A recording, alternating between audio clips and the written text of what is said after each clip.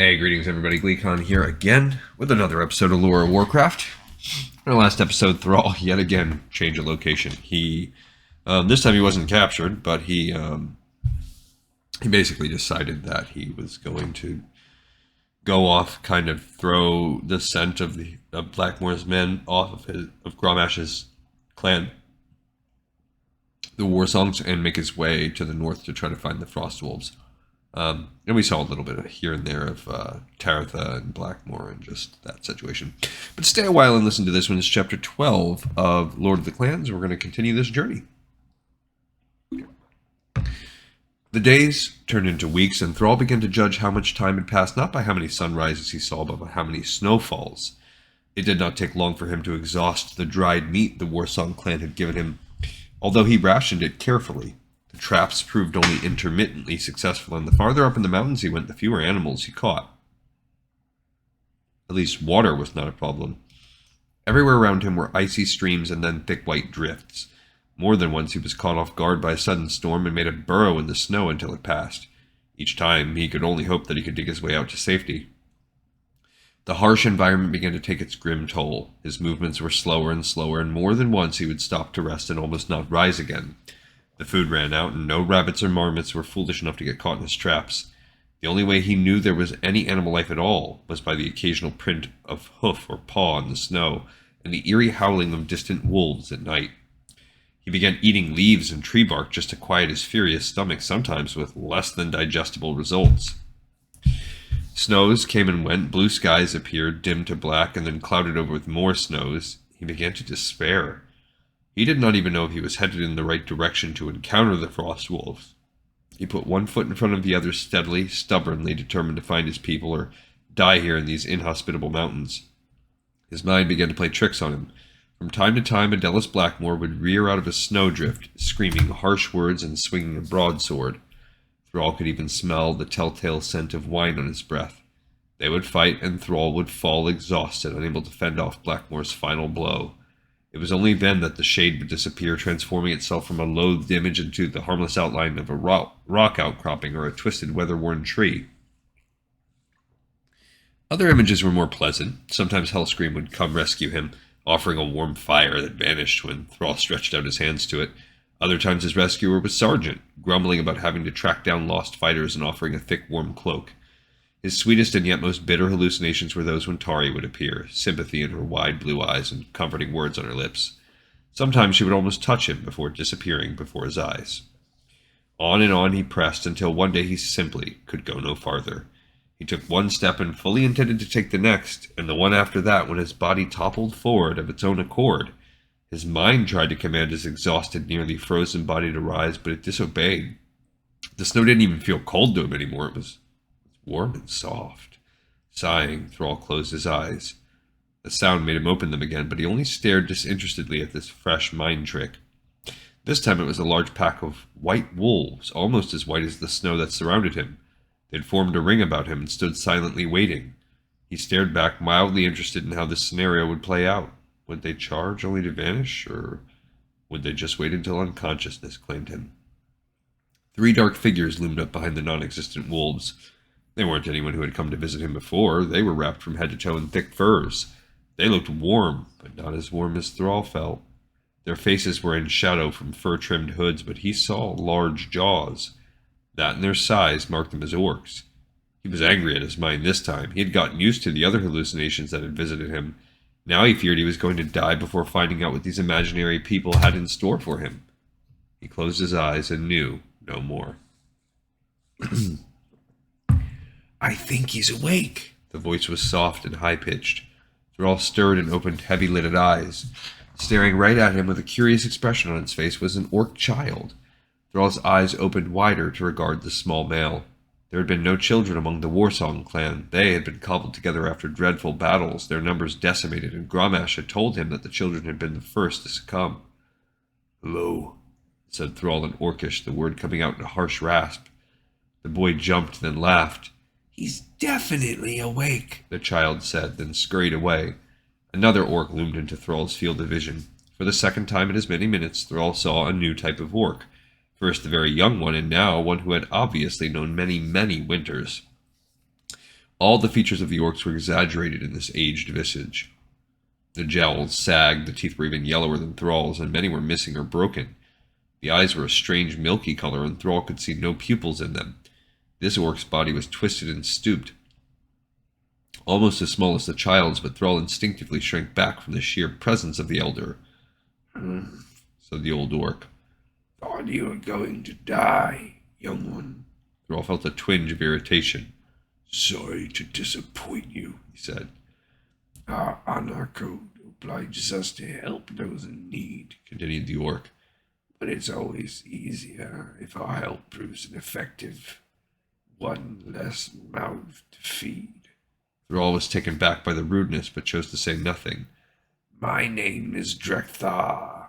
I am the shaman of the Frostwolves and their protector. Who are you?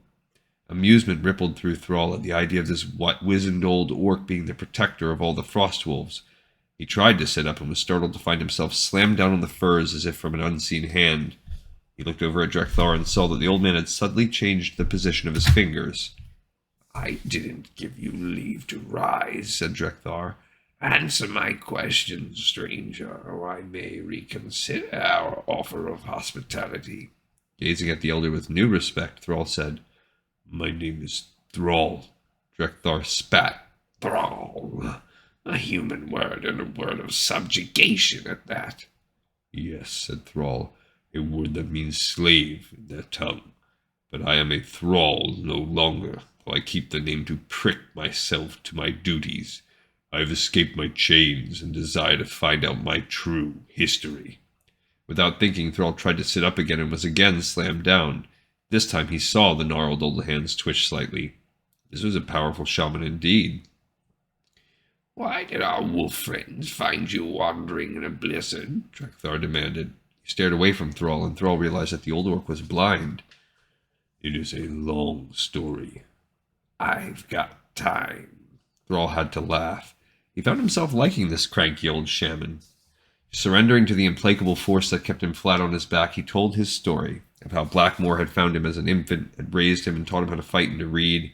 He told the shaman of Tari's kindness and the listless orcs he had found in the camps, finally making contact with Hellscream, who had taught him the warrior's code and the language of his people. Hellscream was the one who told me that the Frostwolves were my clan, he finished. He knew by the small piece of cloth in which I was wrapped as a baby. I can show you. He fell silent, mortified. Of course, Drekthar could not be shown anything. He expected the shaman to erupt in offense, but instead Drekthar extended his hand. Give it to me. Now the pressure on his chest eased, and Thrall was able to sit up. He reached in his pack for the tattered remains of the Frostwolf blanket and wordlessly handed it to the shaman. Drekthar took it in both hands and brought it to his chest. He murmured softly words Thrall could not catch, and then nodded. It is as I suspected, he said, and sighed heavily. He handed the cloth back to Thrall. The cloth is indeed the pattern of the Frostwolves, and it was woven by the hand of your mother. We had thought you dead. How could you tell that? And then Thrall fully understood what Drekthar had said. Hope seized him. You know my mother? My father? Who am I? Drekthar lifted his head and stared at Thrall with his blind eyes. You are the only child of Durotan, our former chieftain, and his courageous mate, Draka. Over a hearty stew of meat, broth, and roots, Drekthar told Thrall the rest of his history, at least as much as he knew. He had taken the young orc into his cave, and with the fire burning brightly and thick fur cloaks about their bodies, both old shaman and young warrior were warm and comfortable. Palkar, his attendant, who had been so diligent about alerting him when Thrall had awakened, ladled up the stew and gently pressed the warm wooden bowl into Drekthar's hands. The orc ate his stew, delaying speaking. Palkar sat quietly. The only sound was the crackle of the fire and the slow, deep breathing of Wizir, Drekthar's wolf companion. It was a difficult story for Drekthar, one he had never imagined he would need to speak of ever again. Your parents were the most honored of all the Frostwolves. They left us on a dire errand, many winters past, never to return. We did not know what had happened to them, until now. He gestured in the direction of the cloth. The fibers in the cloth have told me. They were slain, and you survived to be raised by humans. The cloth was not living, but it had been made of the fur of the white goats that braved the mountains. Because the wool had once belonged to a living being, it had a certain sentience of its own. It could not give details, but it spoke of blood being shed, spattering it with dark red droplets. It also told Drekthar a bit about Thrall as well, validating the young orc's story, and giving it a sense of truth that Drekthar could believe. He could sense Thrall's doubt that the blanket remnant had spoken to him freely. What was the errand that cost my parents their lives? The young orc wanted to know. That was information Drekthar was not ready to share. I will tell you in time, perhaps, but now you've put me in a difficult position, Thrall. You come during the winter, the harshest season of all, and as your clan members we must take you in. That does not mean that you will be kept warm, fed, and sheltered without recompense. I did not expect to be so treated, said Thrall. I am strong. I can work hard, help you hunt. I can teach you some of the ways of humankind that you will be better prepared to fight them. I can... Drekthar held up a commanding hand, silencing Thrall's eager babble. He listened. The fire was speaking to him. He leaned into it to hear its words better. Drekthar was stunned. Fire was the most undisciplined of the elements. It barely would deign to reply when he addressed it after following all the rituals to appease it, and now fire was speaking to him about Thrall. He saw in his mind images of brave Durotan, beautiful and fierce Draka. I miss you yet, my old friends, he thought, and yet your blood returns to me in the form of your son, a son of whom even the spirit of fire speaks well. But I cannot just give him the mantle of leadership, not as young as he is, as untested, as human-tainted. Since your father left, I have been the leader of the Frostwolves, said Drekthar. I accept your offer of aid to the clan Thrall, son of Durotan, but you will have to earn your rank. 6 days later, as Thrall battled his way through a snowstorm back to the clan encampment with a large furry animal he and the Frostwolves had brought down slung over his back, he wondered if perhaps slavery hadn't been easier. As soon as the thought struck, he banished it. He was with his own people now, although they continued to regard him with hostility and grudging hospitality. He was always the last to eat. Even the wolves ate their fill before Thrall. He was given the coldest place to sleep, the thinnest cloak, the poorest weapons, the most onerous chores and tasks. He accepted this humbly, recognizing it for what it was, an attempt to test him, to make sure he had not come to the Frostwolves expecting to be waited on like a king, like Blackmore. So he covered the refuse pits, skinned the animals, fetched the firewood, and did everything that was asked of him, without a word. At least he had the Frostwolves to keep him company in the blizzard this time. One evening he had asked Drekthar about the link between the wolves and the orcs. He was familiar with the concept of domesticating animals, of course, but this seemed different, deeper. It is, Drekthar replied. The wolves are not tame, not as you understand the word. They have come to be our friends because I invited them as part of being a shaman. We have a bond with the things in the natural world and strive always to work in harmony with them. It would be helpful to us if the wolves would be our companions, hunt with us, keep us warm when the furs are not enough, alert us to strangers, as they did with you. You would have died had not our wolf friends found you, and in return we make sure they are well fed, that their injuries are healed, and their cubs need not fear the mighty wind eagles that scour the mountains during the birthing times. I think it's interesting because originally shaman were almost exclusively horde. I mean, they were exclusively horde, but they were almost exclusively orcs.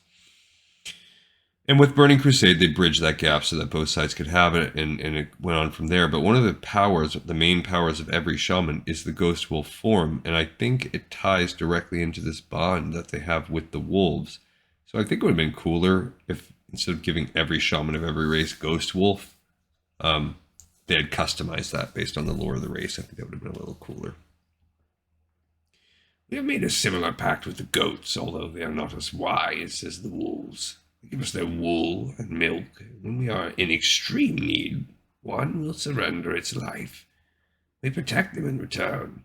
They are free to break the pact at any time, but in the last 30 years, none has done so. Goat milk and goat meat.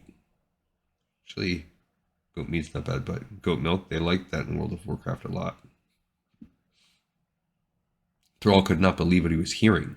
This was potent magic indeed. You link with things other than animals, though, do you not? Drekthar nodded. I can call the snows and wind and lightning. The trees may bend to me when I ask. The rivers may flow where I ask them to.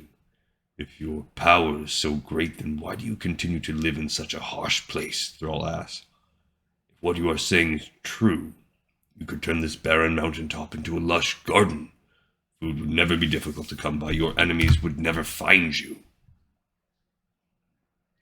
And I would violate the primary agreement with the elements, and nothing of nature would ever respond to me again, bellowed Drekthar.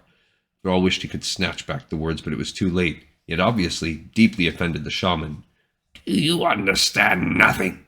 Have the humans sunk their greedy talons in you so deeply that you cannot see what lies at the heart of a shaman's power? I am granted these things because I ask with respect in my heart, and I am willing to offer something in return. I request only the barest needs for myself and my people. At times I ask great things, but only when the cause is good and just and wholesome.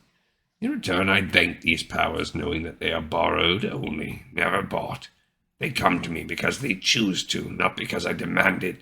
These are not slaves, Thrall. They are powerful entities who come of their own free will, who are companions in my magic, not my servants. Bah! He snarled and turned away from Thrall.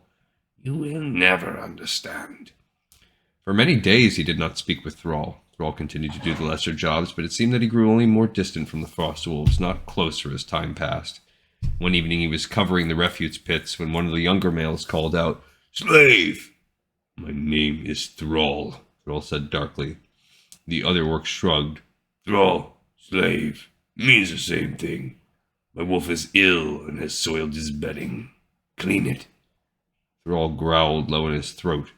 Clean it yourself. I am not your servant. I'm a guest of the Frostwolves, he snarled. Oh, really? With a name like slave? Here, human boy, take it! He threw a blanket and it covered Thrall before he could react. Cold moisture clung to his face and he smelled the stench of urine. Something snapped inside him. Red anger flooded his vision and he screamed in outrage. He ripped the filthy blanket off and clenched his fists. He began to stamp rhythmically, angrily, as he had so long ago in the ring. Only there was no cheering crowd here. Only a small circle of, suddenly, very quiet orcs who stared at him. The young orc thrust his jaw out stubbornly. I said, clean it, slave! Ooh, there's going to be a showdown. Thrall bellowed and sprang. The young male went down, though not without fighting. Thrall didn't feel his flesh part beneath sharp black nails. He felt only the fury, the outrage. He was no one's slave. Then they were pulling him off and throwing him into a snowbank. The shock of the cold wetness brought him to his senses, and he realized that he had ruined any chance of being accepted by these people. The thought devastated him, and he sat waist-deep in the snow, staring down. He had failed. There was no place that he belonged. I had wondered how long it would take you, said Drekthar. Thrall glanced up listlessly to see the blind shaman standing over him. You surprised me by lasting this long. Slowly, Thrall stood. I have turned on my hosts, he said heavily. I will depart. You will do no such thing, said Drekthar. Thrall turned to stare at him. The first test I had was to see if you were too arrogant to ask to be one of us. Had you come in here demanding the chieftainship as your birthright, we would have sent you away, and sent our wolves to make sure you stayed away. You needed first to be humble before we would admit you, but also we would not respect anyone who would stay servile for too long. Had you not challenged Uthul's insults, you would not have been a true orc. I am pleased to see you are both humble and proud, Thrall. Gently, Drekthar placed a wizened hand on Thrall's muscular arm. Both qualities are needed for one who will follow the path of the shaman. Yes, we knew Thrall was going to become the shaman. OP. Alright, cool. So he's finally accepted by the Frostwolf Clan, and we're going to continue our journey. I mean, he's got to do that. These are just key boxes we have to check before we can really start forming the true horde. All right, I have another episode in the pipe, 5x5. I thank you all so much for listening and watching. I hope you enjoyed it, and I will see you next time on Lore of Warcraft.